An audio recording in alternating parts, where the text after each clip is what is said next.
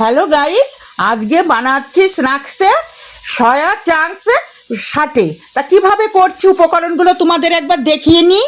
এই যে পেঁয়াজ কেটে রেখেছি, সিদ্ধ করা সয়া চাংস, ক্যাপসিকাম, টমেটো, আর স্টিকটা তো আছে।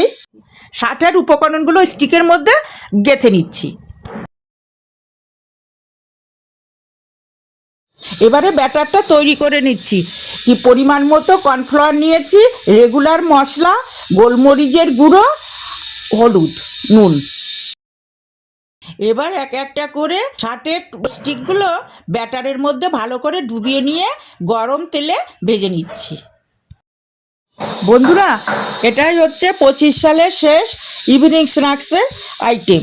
তোমরাও সুযোগ করে এটা খেয়ে নিও। ভালো করে দু পিঠ যখন গোল্ডেন ব্রাউন হয়ে যাবে তখন তুলে নিচ্ছি। তাহলে এবারে টমেটো কেচাপ দিয়ে সার্ভ করে নিচ্ছি। আবার অন্য দিন অন্য ভিডিও নিয়ে কথা বলবো। ভালো থেকো, টাটা।